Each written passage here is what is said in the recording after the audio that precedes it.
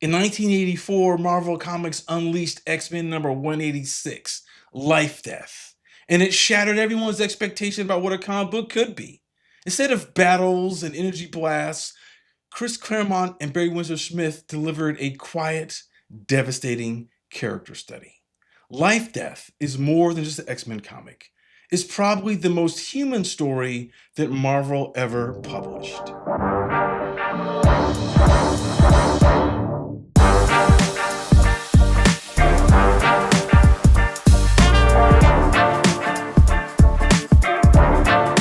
Hey everyone, welcome back to another episode of Comics Rot Your Brain, the podcast where professional screenwriters talk about the comic books that we love, mostly from the 1980s. I'm your host, Chris Derrick, and my other co-host, Steven Bagatourian, is not with us today. He's out doing some amazing work, but he's got his own great episode coming soon, and then we're going to be doing like one more before the end of the year.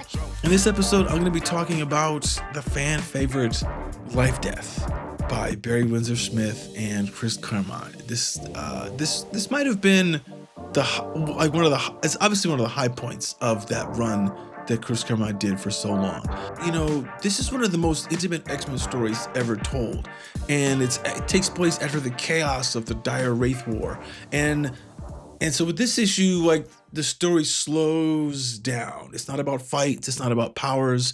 It's about trauma and healing and two people who are trying to reclaim themselves. A quick sort of recap for those who haven't read this or don't remember it. In the previous issue, in 185, Peter Henry Gurich and Val Cooper are on the hunt for Rogue. And they have a weapon that's created by Forge, a mutant inventor haunted by his own past. And this weapon will temporarily steal a mutant's powers.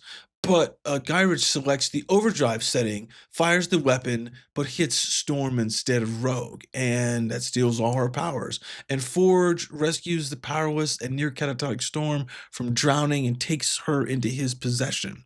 And so then in issue 186, what follows is a story about identity and trauma and the brutal process of rebuilding the self. Now, Windsor-Smith, who is one of the most amazing artists of all time, his luminous art transforms every glance, every gesture into emotional storytelling.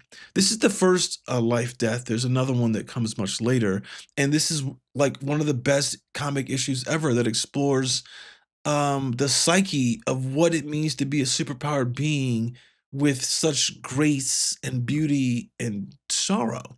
And not to mention, it's a turning point for Storm with this thing that is going to become to define the term xenification, you know, like that whole trope. And you know, and Claremont, he was never afraid to keep pushing Storm further and further and further, both as a woman and as a mutant. And this story, there's also this great theme with Forge about the ethics of technology. See, you know, like Forge, he brought this invention that steals mutant powers to life, but he did not decide on what it was going to be used for or who it was going to be used on. So it sort of questions like, can weapons be used for good um, and bad? And the thing is that when Storm is stripped of her powers and is forced to kind of rediscover her identity, this isn't like a plot twist. It's rather this emotional dismantling of a character who's defined by her strength, her control, and her spiritual connection to the natural world. And then we watch Storm. She has to rebuild herself like from nothing. And the thing about Forge is Forge in this issue, he becomes a fully like realized character. He transforms from this government kind of like stooge, he's just a plot device that Claremont has, into a complex, guilt-ridden, spiritually wounded man. And his trauma is from a Vietnam vet and his mystical heritage that gives this issue a bunch of weight. You know, he lost his leg and part of his hand in like a bombing campaign that the US, he got bombed by the US, actually, his own people. You know, and it's also revealed that Forge is Native American, that he's Cheyenne to be exact. And he suffers from that razor thin edge that people of color are forced to walk. They have to constantly ask themselves, or they gotta typically take a side of, am I a gifted inventor who happens to be Cheyenne, or am I a gifted Cheyenne inventor who is as human as anyone else? It's something, that I'll point out when I go through the actual issue, but it's a very it's an interesting thing that Claremont kind of covers because he has two people of color. They're having this discussion about how are you going to, present yourself to the mainstream world? How are you going to you know, be you, or are you gonna try to sublimate part of who you are to fit in? And the thing is that Claremont, being a white guy, it's kind of fascinating that he does this because he doesn't have this guy trying to talk. He doesn't have Storm or Cheyenne trying to have this philosophical discussion about race and about identity, like with someone else white. And so that's kind of an interesting note that he does in this. And he writes with a sort of depth that at the time we didn't really see in superhero books. I mean, and this is him when he's at his most literary and sort of at his best, because a lot of times, he overwrites dialogue, but he doesn't in this. There's this level, he's so careful with the interiority and the vulnerability and that he uses in the dialogue, you know, and kind of breathes to life these characters in a way that we haven't quite seen before at this time. And it sort of like reveals character without being a soliloquy or too heavy on the exposition. This is an interesting story because there is no like showdown with the villain. The drama and the conflict is all internal. And then just like Barry Windsor Smith, man, I mean, like he's a legend. He's one of those guys who has to be on the Mount Rushmore of or maybe the Mount Olympus of comic artists, particularly like at this time. I mean, his art is just transcendent in this book. And the inks are by Terry Austin, which he's the fan favorite, and he sort of elevates.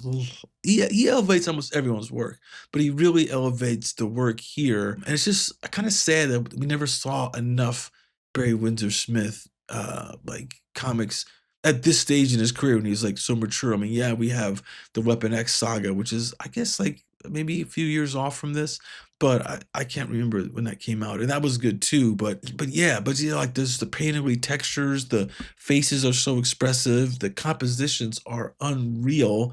I mean, the entire issue it feels like a fine art graphic novella, and the emotional, like sense of silence and quiet that you see on these pages, it just amplifies the theme of loss and rebirth.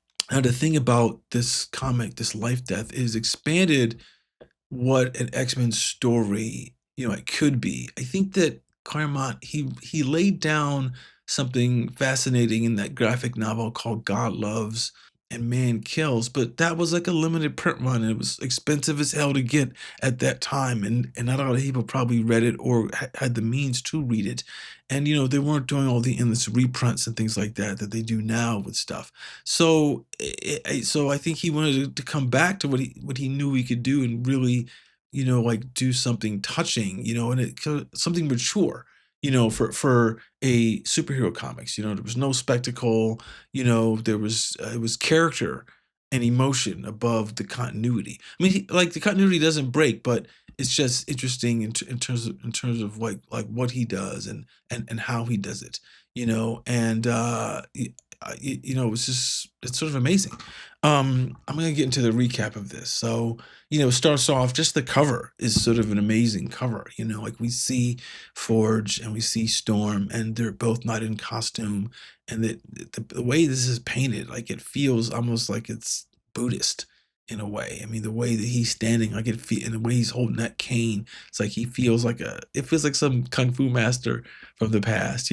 But here we go. We jump into this, and we start off with this fantastic like splash panel of Storm asleep on this mattress, and she's obviously at this point, it's probably a couple days, I think, from when the last issue when she got shot and she lost her powers, and she's but she's obviously aware that she doesn't have her powers. These next pages, this great kind of zoom in. Like you could tell this is so cinematic. Like it's just this wide shot of Storm on a bed, one of those like flat mattress things on like a Japanese. I don't know. Seems so modern, like the way they did this bed for like the early '80s.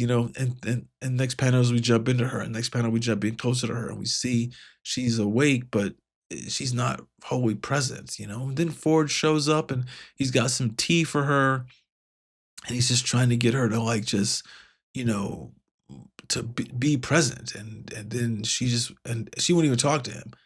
She sort of acts like she's semi-dead, and just so like non-respondent. And it's just great. What I like about this is he doesn't draw Forge with the typical. It's there in some of the wider shots, but it's these close-ups like don't feel like the way he sort of doing this shorthand of what he does. When you see Storm on this page 2 or page 3, this lower corner, like that head shape is completely Barry Windsor-Smith. He does it. It's just I don't know, something that he's there in the Forge things, but it's not. And then Forge kind of is like, fine, like have it your way then. See if I care. And then he leaves, and she doesn't move. And then we jump into like Forge's like fantastic house, like it's weird structure where there's like no floors, really, like things kind of float around. I don't even know how this is even designed. It's not glass. I guess it's all holographic screens or something. It's just the weirdest kind of house. I would love to see someone do this in a movie. Some way to replicate this in a movie. They could do it now, and then then we get into Forge. He's starting to think about, like, he goes, the trouble is he does care. That's what he says to himself. Too blasted much for his own good. And it's interesting because he doesn't know her that well yet. And he goes, how do I reach her? How do I help someone who doesn't want any help? And then he goes and he picks up his little device, and he, plays back this holographic projection about what happened. It's like it's the recap, the whole thing of like, hey, if this is someone's first comic, then let's kind of explain like how we are. And he does it in a really great way, by, like showing her and this kind of interesting, it's not a DeLuca effect, but it is a DeLuca effect. How about how she transforms from her old original costume to when we cut to her when she's like got the punk rock style of the mohawk and the leather and stuff like that. And then we just kind of see the recap of last issue when Storm and Rogue were out in the bayou and trying to rescue this ship that was caught in a storm that Rogue created because she had borrowed Storm's powers and lost control. And then we see, Peter Henry Gyrich, he's got his gun and it's set. It says I've recalibrated for full power, and you see Forge running up in the background, and then he dives and tackles. What's interesting? Okay, so he dives and tackles Gyrich to stop him from shooting, but he shoots anyway, and his aim is like thrown off, and it hits Storm. Which I don't think that was exactly how it went in the other issue, but so it's sort of like Forge's fault that Storm lost her powers, as he was the one who messed up the shot on Rogue. And it's kind of awesome. Like this, the panels are amazing. Like just 3 panels on this page. It's just so amazing the way it's colored, like the way that Lynn Wein and Christy Sheely did the coloring on this was pretty amazing. I guess it's been recolored for what I'm looking at, because I haven't read this book in like forever, and I don't have the floppy around. So I'm looking at something from a trade. But yeah, so you see, yeah, it's just this recap, and then Storm is watching over it, like as he sort of rescues Storm, and then he says, "Oh, I dragged her to safety." And then we cut back to Storm. She's approached us, and she goes, "That was not a kindness." And she said, "You should have let me drown." And then he turns off the hologram. And then we cut to Professor Xavier, back at the school, at the X-Men school, and he's with Kurt Wagner, the Nightcrawler, and he's saying, "I can't find her, and I felt this psychic trauma, And so I've sort of like I've lost the bond that he has with all the kids, and he's just doesn't know if she's dead or not. And he's like, I gotta keep looking, and he's like, maybe I'll look for Rogue, and if I can find Rogue, then maybe she can tell us the fate of Storm. And then we're back in Dallas, Texas, which is where Forge has this massive building. It's called Eagle Plaza. I guess he has the, I don't know, top 5 or 6 floors of this, something like this. Is kind of crazy, maybe more than that. Um, and then it's kind of then this is the way this is colored. That's like Forge uh and Stormer they're having this conversation about Rogue and what happened, and he's sort of like trying to like say he's sorry about what happened, and then he kind of mentions about this.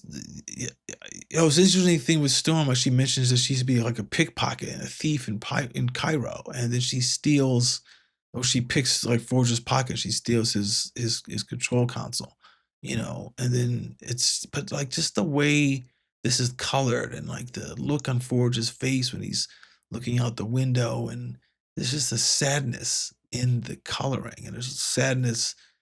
There's just a sadness with her too, um, and then she has this interesting thing. She says, "Hey, can you turn off the um the open space? Like I feel like it's she's a bit unnerved." And he's like, "I thought you used to height." She was like, "Well, that was when I could fly." When you just see drops, that's kind of scary. And then he does this. This is where Barry Windsor-Smith like is so winning as an artist. It's so amazing. What he does here is that she's at the window, and the way the color is hitting her and it's brightening up her face. Don't Yes, that's the way it's colored, but the way that the next other panel when her fingers are on the glass, kind of drew this thing to kind of like show her fingers flattening against the glass. It's kind of just a little detail, but it's sort of amazing. And you see it in the previous panel where it's like just the reflection of her fingers on the glass. Then it's underscored by like the way he's able to just like show the emotion and the pain and the thought that's on her um face. She says something interesting. She says, "Hey, there are cumulus clouds like building in the west." And Forge is like, "Yeah, the weather forecast is thunderstorms." And she was like, "Only a few days ago, I would not have needed to see the storm to know it was there. I would have felt its power, just like resonating within me." Then this final shot on this page, on page 11, is this chest up shot of her. It's so cinematic. Where she's looking out at the sky, and the sky is kind of like, it's at that moment where the sky is turning purplish for when the storm is coming. I just watched this movie the other night called Paris, Texas, which I've seen before, but I wanted to watch it again. And there's some really cool shots when it's raining in Texas, and I don't know what it is, but and then you see it's raining, but the sky is like still red and like purplish, like as the sun is setting. And he kind of masterfully captured this in the way it's colored, like he did. But the art, the color team, like it's Lynn and Sheely, Christy Sheely, it's just fantastic, um and just like the language, the sense of fatalism that she has about how she's lost everything, that like her whole identity has been stripped away. She says something like interesting. She says, "This is not life forged, merely existence, a shadow of what was. To believe otherwise is but the cruelest of deceptions." And then he says, "I won't accept that." Um, and she's like, "You don't understand. How could you? I could fly. I was one with all creation." And then he has this little bad clips. He goes, "And now you gotta walk like everybody else. Goddess has become just plain folks. Tough break." And then he leaves, and he realizes how much of an ass he's been, like as he's swimming.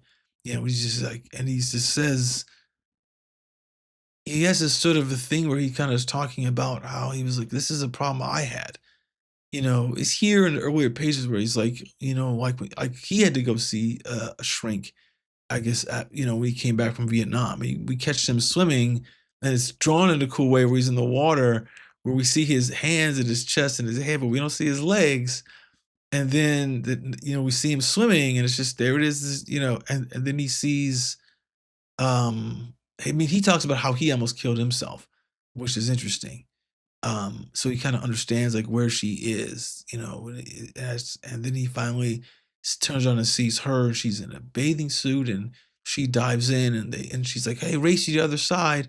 And she just really cool kind of like these quick panels of her diving in and swimming. And this is great. Again, we just see the water, don't see the two of them. And then she sort of beats him to the side. She's like, "Hurry up, slowpoke," and then she kind of jumps out of the pool, and then she sees his leg. It's not a prosthetic leg, it's the cybernetic leg that he created and the glove that he wears.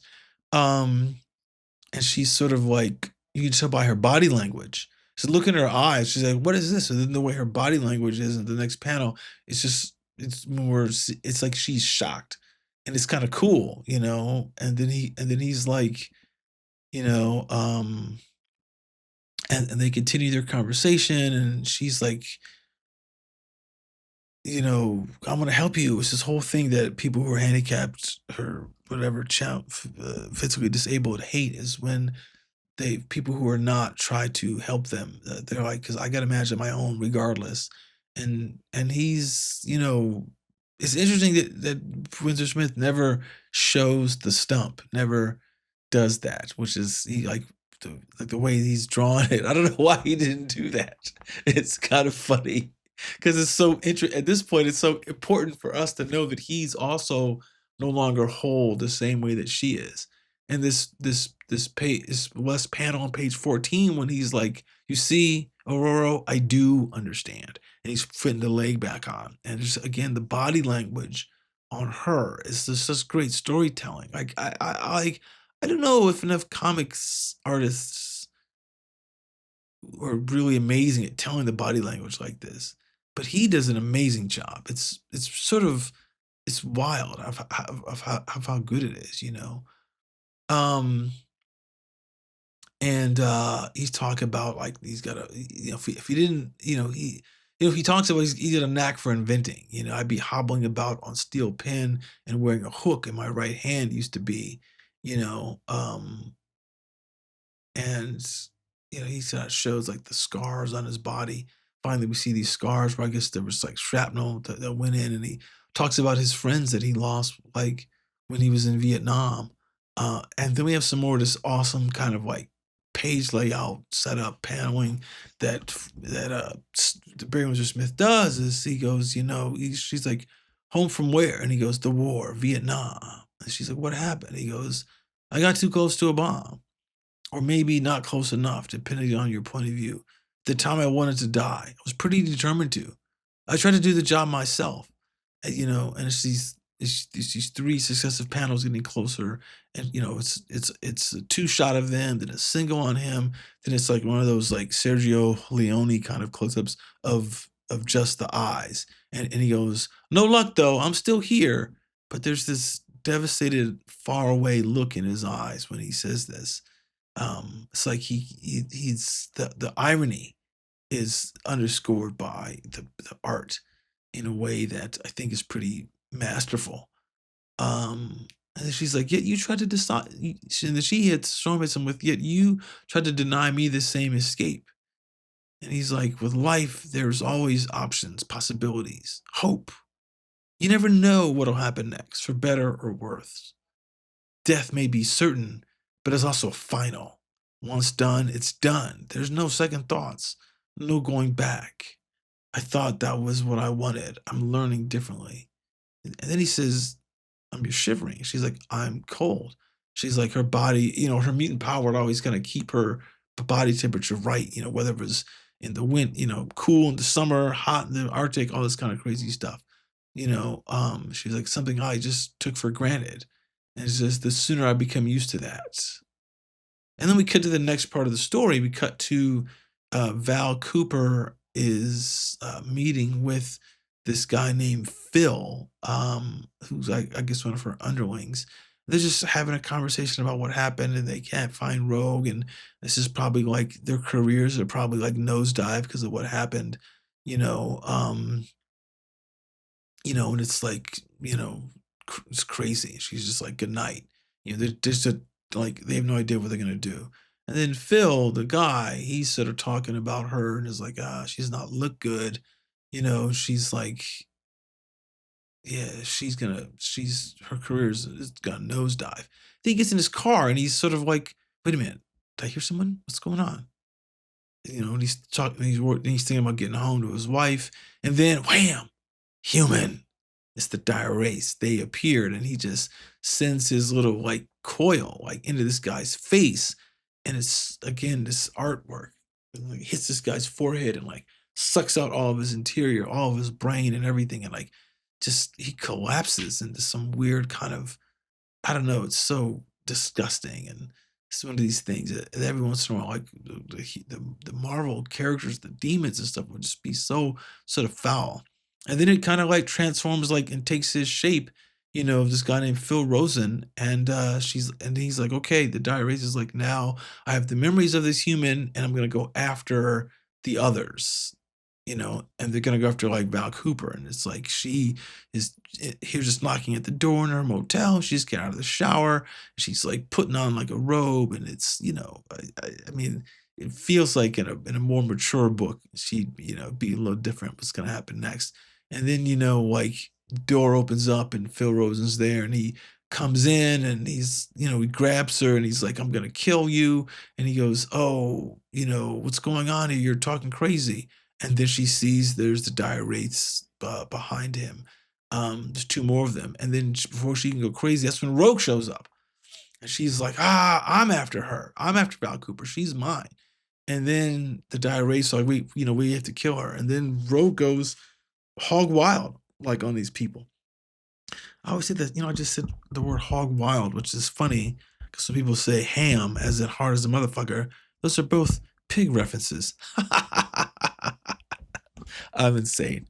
I didn't even think about that till now. But anyway, I wonder if there's the acronym for hog that people can use, but they probably won't.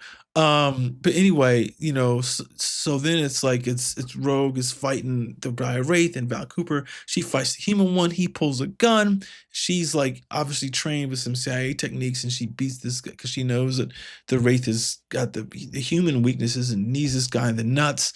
And then she like takes the gun, and as she's like, "What's going on? What's going on? Talk, talk, talk."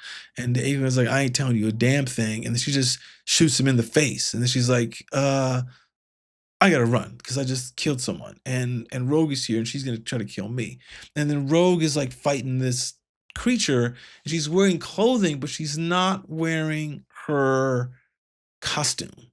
And she punches this dire wraith, and I think she goes crazy because because Val hears it out in the parking lot, and then we cut to this image, which is clearly an homage to a like a Hulk, like a Jack Kirby Hulk. Like she's been over and screaming. Like I feel this is from a Hulk panel, like a Kirby one from the '60s. Like when he first becomes the Hulk or something like that. Like when he gets caught in the not when Banner gets caught in the radiation bus, but I think when he first turns into the Hulk.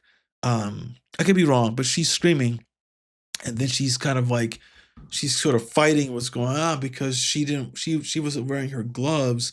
So just by punching the dire wraith a few times, she's sort of like as her powers, she absorbs the memories and powers of whoever she has skin to skin contact with, and she kind of like she's picked it up just from punching the wraith, and she's fighting to keep her own kind of keep her own persona in place. And then Xavier, like, he hears her. He hears the link, and he's like, "Oh my God, there she is! There she is! There she is! We gotta find her! We gotta find her!" And Nightcrawler's like, "Okay, what's going on? I gotta help him, and we gotta find the coordinates, so we can find out where Rogue is."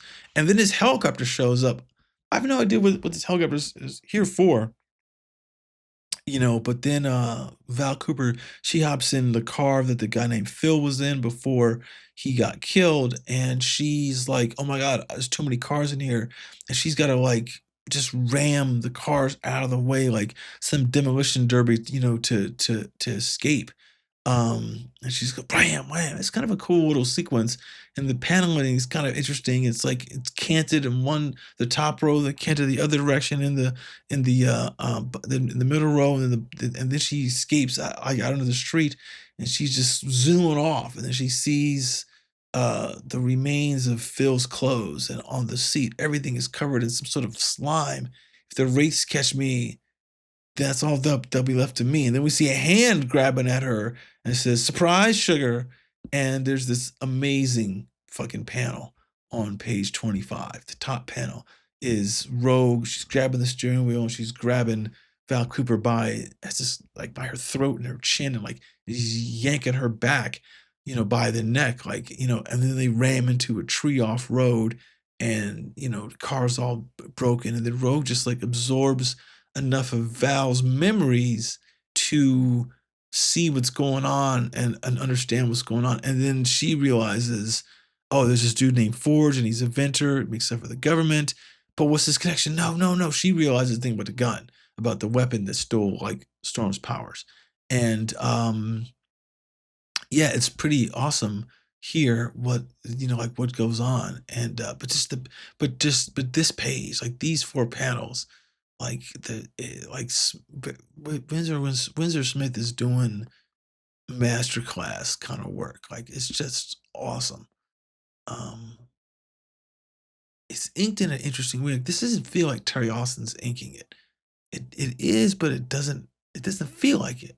Like there's just so much cross hatching that I guess he's just following the pencils that Barry laid down.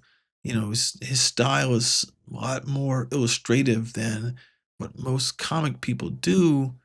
Although but I won't say that. It's just like sometimes these close-ups are just there's a lot in them. Like this Val's hair in this scene but that's classic Barry Windsor Smith around this era, his mature style. Like when he does that thing called Storyteller, like a few years later, maybe 5 or 6 years after this. It's pretty wild, so the next she's like, I gotta escape. This helicopter's coming around. I don't know what the helicopter's for or about. It's never explained. It's chasing her for some reason. I don't know why. And then we're back with Storm and Forge, and she puts on this pink dress, this evening dress, and she goes to see Forge, who's making dinner. Um, and he turns and sees her, and he's shocked by how pretty she is. Like he can't, uh, like he just can't. It's sort of a weird thing where he's like, um, it's weird, right? He's got no game. He's got no riz whatsoever. She's like, "Oh, what's going on?" And there's this awkward moment of like, you know, and then he says something like, "What do you expect? You look amazing." And he's like, "Well," she's like, "I don't know. Like, you make me nervous." She's like, "You know what? Excuse me for a minute. It's my mistake. I'm gonna change to something else." And she says, "Stupid, stupid woman. Not a woman at all, but a foolish child trying to desperately to impress." Then he's like, "Idiot, cretin. Call her back. Tell her she's the most beautiful thing you've ever seen. What are you afraid of?" And she's like, we're with her. She's changing the direction. She's like, why do I crave his approval so much? And it's not like me. Like how most of my behavior how my behavior must have made him laugh. Then she comes back and she's just wearing like a jumpsuit. And he's like, "I'm back." And she's like, "You've changed. This is more comfortable." They have this kind of trick and this laugh, and he, they're trying to just be fun. Like, it's like the meet cute went a little strange, and now it's a little awkward. And then he's making this food for her, and it's this.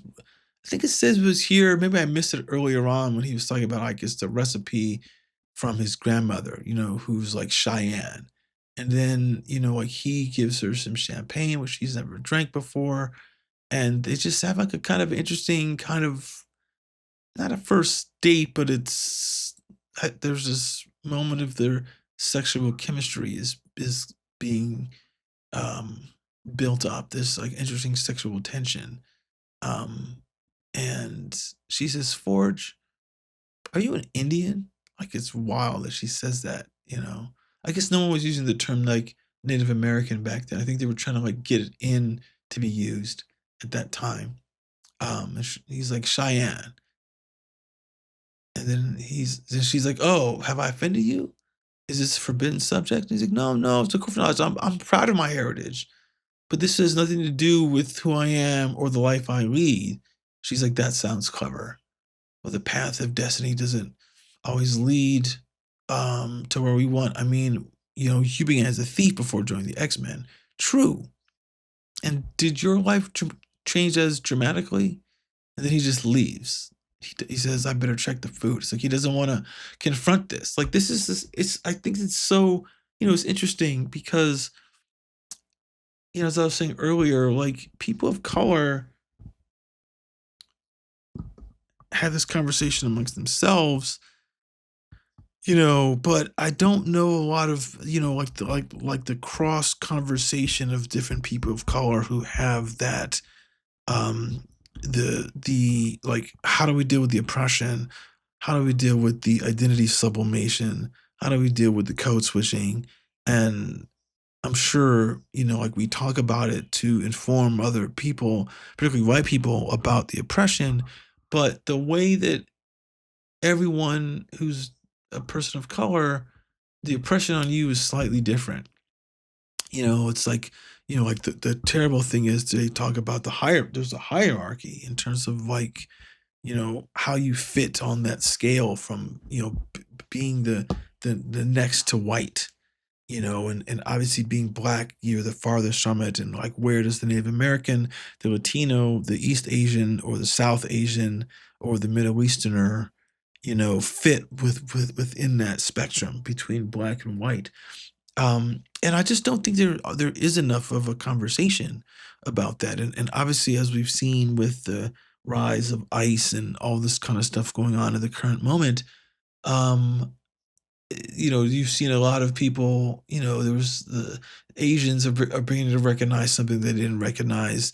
The Latinos are beginning to recognize something that they obviously didn't recognize before in terms of the struggle of blacks in America and probably even worldwide. So it's just this is the interesting conversation that they're having. And then or trying to have and forge.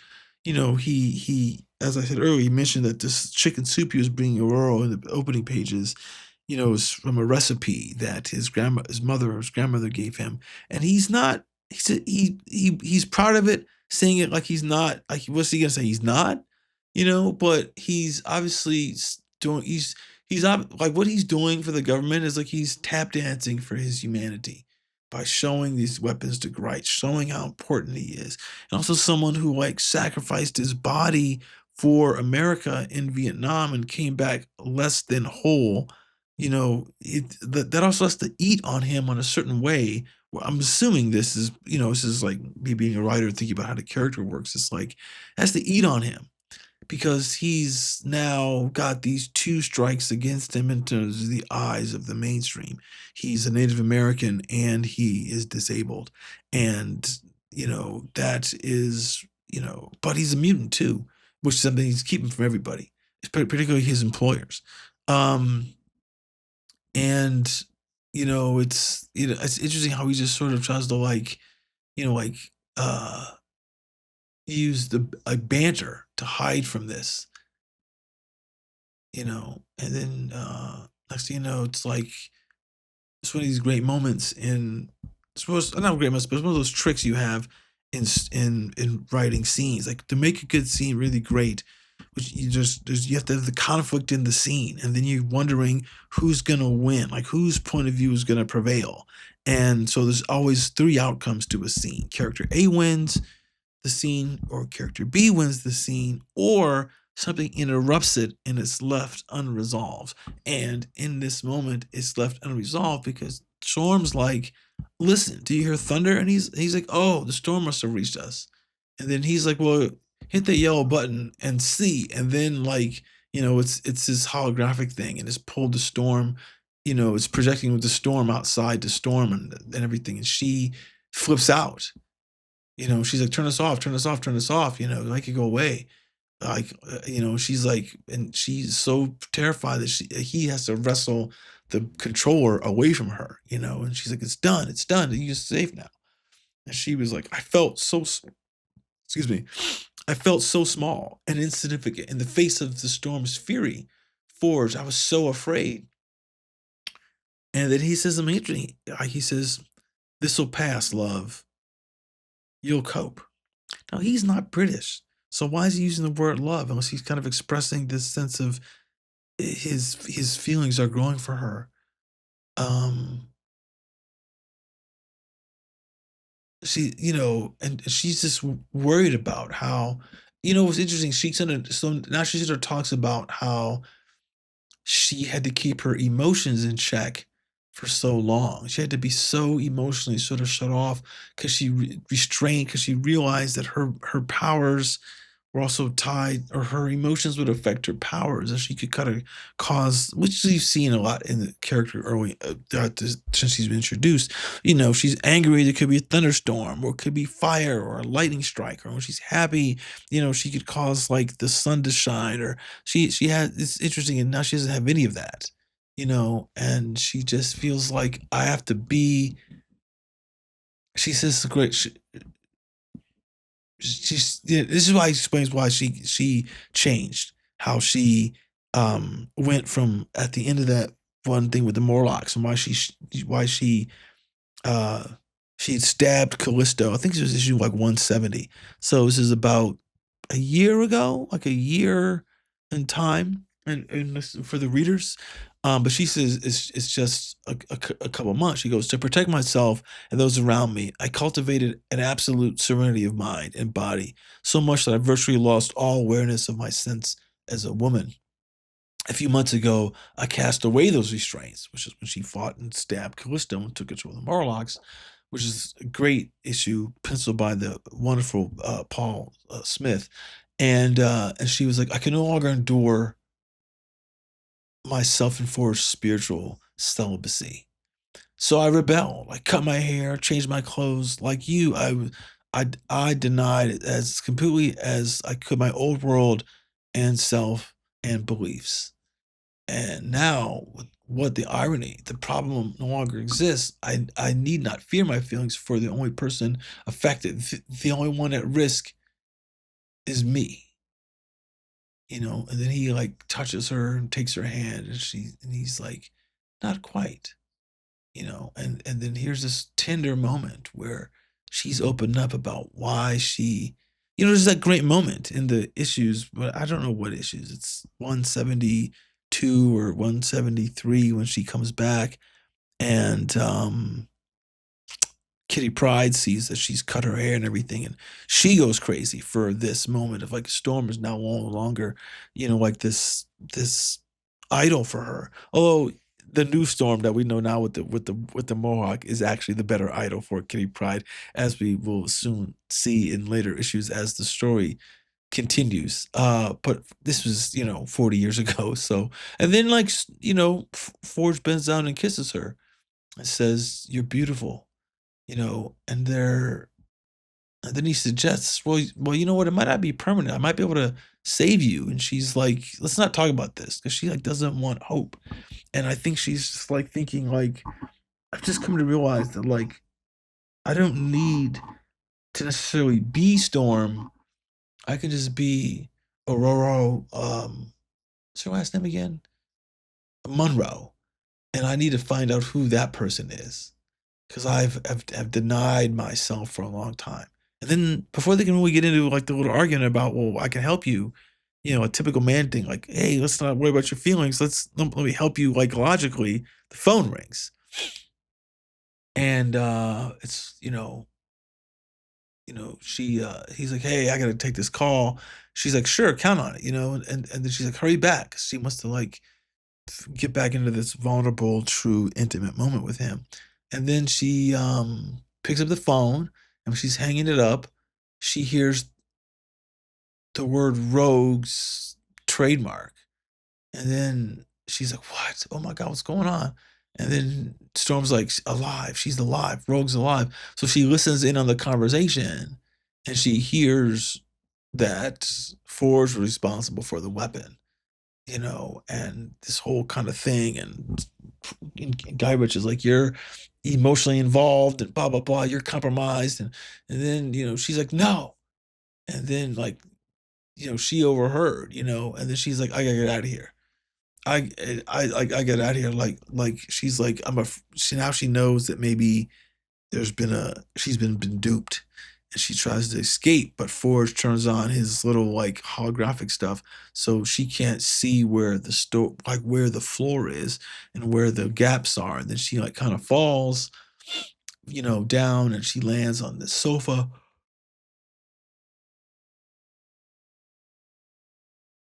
And then she's like, I gotta get out of here. She's hearing footsteps. And this great little like cat and mouse moment, when she has his controller, she kind of hits the button and then there's an explosion that explodes. It's all holographic. But then she sees the moment that Forge has programmed in when there was like a B-52, like a bombing run that he got caught in with his platoon or whatever, and it's weird that he kind of like like he sees this and he's like, the strike that maimed me. How the devil did Aurora access that file? And it's sort of crazy that like he created this own hologram to relive this moment of horror and trauma for himself. Like like what like it's one of those questions where it's like, now that I'm older, I think about how things are in life, and it's like, why do you want to like relive that? You can't move on. You can't process that horror that you keep reliving it. And he sort of amped it up in a way where it's like it feels more surreal than maybe what actually happened, And then she's trying to escape. She's trying to get out, and she's worried, and just the art.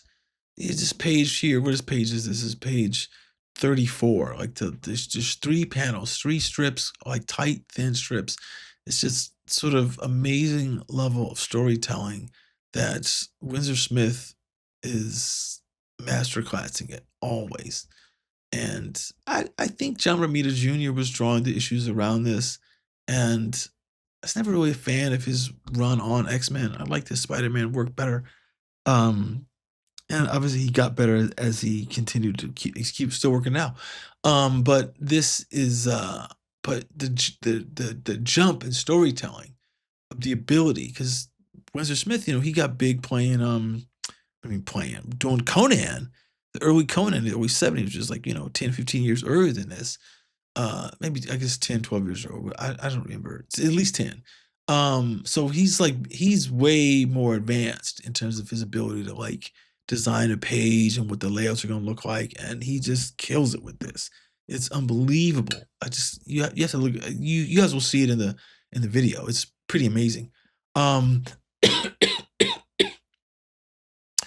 So then, so Storm is like, she's trying to escape, but it's the holographs is messing her up, and she sort of falls, and she's like, I can't get out of here. Like, what do I do? Like, I might die. It's like these 5, 8, 10, 12 stories that that Forge has is where his living quarters, and she doesn't know where the ground is, and she could just die. And she's just lying in the dirt. It's just flames around, but they're like holographic flames. And then the lightning strike from the thunderstorm outside hits the building and breaks the glass. And then she sees, this is my way out. I'm gonna go outside on the little balcony, and that's how I'm gonna escape. And then she stumbles outside. She's on the balcony. There's a little more explosions, and there's an alarm going off. And the Storm is like, this is great shot on the last panel on page 36, where he calls for her, and then she turns to look at him in the middle of the rain. The way that Barry Windsor-Smith is doing the rain is pretty amazing. Like, he's so strong. It's a serious thunderstorm, and these two they have this fight. This is the showdown. He's like, there's nowhere to run, Aurora, and then she's like, have a caremaker. Core animal is the most dangerous. And then he's like, I'm not your enemy. And she's like, liar. And he's got like the little stuff from his hologram stuff finally turning off, and they just fight. And then she hits him up with that. he's like, yeah, but the gun was supposed to be used, and I'm sorry. She's like, well, why build it? It's my job. Oh, so you're only following orders. So it's the reference to the Nazi stuff. And she's like, you are not gonna do this to me. Like, I'm a person. I'm a human. I'm not gonna be a subject to your scientific experiments, to no one's experiments. She's getting ready to jump off the building, you know, and he's trying to plead with her. And this is great, like wide panel, like overhead, kind of like high angle shot of what's going on, and it's just like the way it's colored is really cool, like in the blues, and then they're all in like an orange to kind of stand out. I mean, it's so smartly done. Like the way it's all executed is top notch, and even in the the 4 color process on newsprint, this looked amazing. Everyone who knows this really knows it from the floppy, not from this kind of like recolored, or the trade I'm looking at. And they just had this conversation, just back and forth, and it's about, she sort of like calls him out. He's like, I'm a mutant too, and she's like, yeah, but you are a sellout. Like, she kind of calls him out. She's like, you sold out mutant kind the same way that you betrayed your understanding of yourself as a Cheyenne. That level of there's a bit of, I guess what he's trying to say is there's a certain amount of shame, right, for being a Native American. And I don't know if there is, if there isn't. I know they have a tough time in this country. And obviously he's escaped the reservation, to rise up high in the ranks of the government, to be this fantastic inventor, with this huge budgets, they're at his disposal, and she just sort of like takes him to task,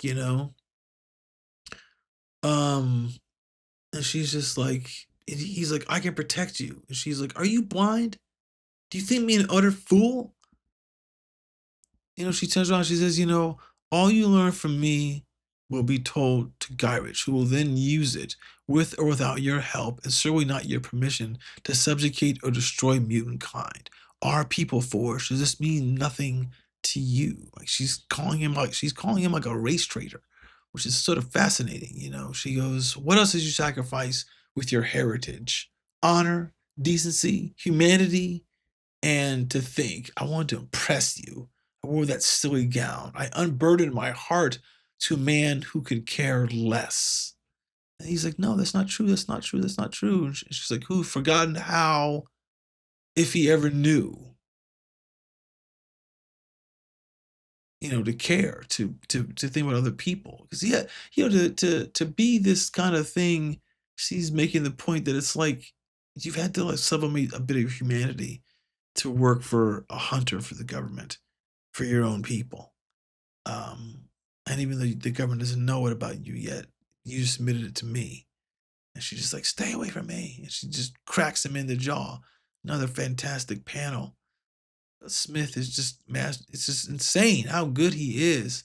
Just the pacing. The pacing is what he's doing masterfully now. It's just 7 panels on his page, conversation. The rain's everywhere. It's just everywhere in a way that just you feel it pounding down on. Like, you see it pounding on Forge's head. Like, it's pretty fascinating. Hers like drip. It's a great panel here on page 38 when she says, like I said before, she's like, instead you have merely delayed the inevitable. He's like, I can protect you. Are you blind? It's this panel where it looks like she's crying, but you don't know she's crying because it could be rain. And it sort of reminds me of this fantastic panel in the movie called There Will Be Blood. Sorry, not There Will Be Blood. The 1960s movie called In Cold Blood, about that from the Truman Capote novel, where there's a moment when Robert Blake is admitting to the crime, and like he's looking out the window, and then the light, it's raining outside, and the way the light is hitting the rain, the light's coming through the window, and it's kind of like painting the droplets on his face, and there's rain's coming down on the glass, but the shadow was on his face, and it looks like he's crying. And it's like a little circle right around where his eye is, and it's kind of like building up there, and it's dripping down. It's one of the best shots. It's one of the best black and white, black and white pieces of cinematography ever, because it's a total accident. I mean, you could never plan that shot. You could try to plan it, but you don't know if it would really work that way because of the way it hits and it kind of beads up in that circle, like right around his eye. This eye closes to the camera, so it looks, and then it breaks every once in a while. So the water kind of bubbles up and then it trips down. It's Conrad Hall was the DP on that. I can't remember who was the director, but it's amazing, and you should look it up because it'll blow your mind. With just a happy accident, which everyone would try not to do today, or they'd fake it with computers. So then she's just like, she's like, I'm out of here, man. I'm out. She says, hits him hard with a, now you live in your high tower, untouched, untouchable, surrounded by illusion, so terrified of the real living world you cannot bear to violate the sanctity of your space, even with someone as small as a flower. Talking about herself. And he kneels down. He's like, your home is a true reflection of his creator. Cold, cruel, sterile, and ultimately a deception. An ideal world where the master of lies can feel safe and secure. And, you know, he's like, you're wrong. I'm not like that. She hits him with a hard line. She says, lie to me if you must, but not to yourself. He's like, I cared about you. I still do, always will. And she says, you ask for me to trust Forge, yet give none in return. What of your hopes and fears and dreams have you told me? Even if I accept your word and give free rein to my feelings, you cannot believe because there is no you, she has in quotes. You know, it's like it's the classic thing, like the distrust, the loyalty, the lies. Um, it's this great kind of like whatever the moral conflict of he's lying by omission. He didn't tell her what happened. He kind of had to try to shape the narrative to fit um his own desires, his own plan, and it backfired, and it just whooped his ass. And and Claremont and Smith, is the look on her face in the second to last panel in the issue, on page, what is this, page 40, is amazing. It's like her hair is sort of dripping wet, beads of rain on her face dripping down. It doesn't look like tears right now. But the look of pity in her face is pretty wild. I mean, to capture that kind of emotional range is why he's top. Why he's top. And it's like it was full, there's just like three panels on this page. And the middle panel is like this tight close up on her. This is why he's so good, because it's like wide, tight, wide, you know. Then he tried to hit her back to justify himself. He's like, you have no right to judge me. And she's like, then prove me wrong. We are much alike, Forge. I see in you a me that might have been. I choose to walk another road. My feet may never leave the ground, but someday I shall fly again. And then she's walking off. That's the end. She actually like walks back into his place and leaves him out in the rain. So it's pretty crazy. And it's amazing. It's just devastating. Like again, the body language. His body language is like this on this on these two pages. It's on all the pages. You know, it's pretty stellar. It's like the storytelling is unmatched. It's like sort of like we said with like the guy who does Dead Man, Jose Luis Garcia Lopez. Like there's no one better than him. There's no one better than Barry Windsor-Smith. There's a lot of equals, but no one's better. And he just proved it in this issue. It's so good.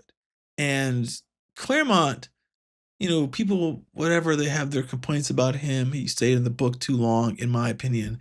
He should have left maybe after this, or maybe, I don't know, maybe another 2-3 years after this. the book sort of like he kind of I mean, he said so much in this issue and he did so much groundbreaking work, and then he never really worked on any other titles, and I kind of feel like we missed out on seeing him like maybe write a Superman or write a Batman or a Justice League, or I mean, sure he did in the Mutants, but it's like, but he never did any other like what's a Chris Claremont Captain America? What's that Doctor Strange? I know he did an issue or two and story or two. Can't remember who was in it all. How he first met Paul Smith. He was doing that. I think that Savage Land X-Men in Marvel Fanfare. But what's the Spider-Man that he does? Like he writes Spider-Man really good with Spider-Man. A few times the Spider-Man crossed into X-Men. Is there like a Daredevil by Chris Claremont? Is there an Aquaman? Is there Teen Titans? I mean, imagine if he was going to do Teen Titans. Like he leaves Marvel, and picks up Titans after those two comics at this time were just going head to head to head to head. And after Perez and Wolfman left, does he come back and write that title? Does he? I mean, it's a lot, and I think that this is my own opinion that he stayed on X-Men 5 years, at least 5 years too long. But probably even 10, if you really think about it.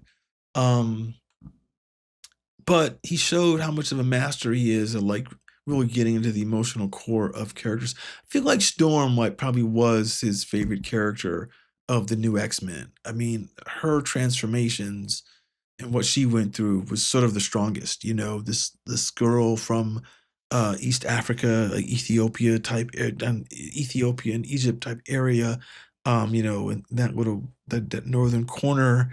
Her parents are mixed in terms of like African American and African. Like I said, I'm not sure it's Ethiopian.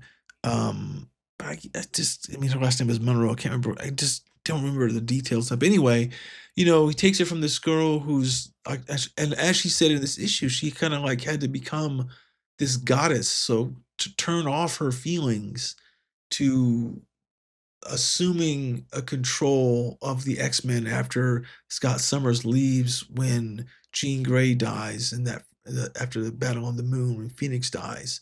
And now she's going to come back to the X-Men after this with no powers and still lead them.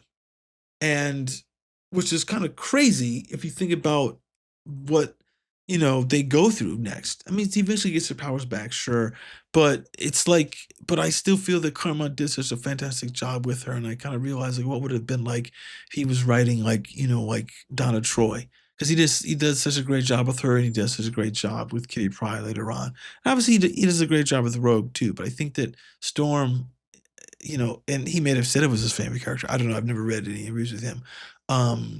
But he does a lot with her. I mean, like even making her with the mohawk, which wasn't his idea, which was sort of Paul Smith's idea. I think maybe it was Walt Simonson. I can't remember what there was a story behind all that I was reading recently. But so, I mean, that's what's happened. So that's LifeDeath. That's like LifeDeath 1. And there is another one, which I might cover later on. Depends how well this episode does. But I just, this is like top tier X-Men comics of the 80s. This is when X-Men sort of like did something that most comics weren't doing.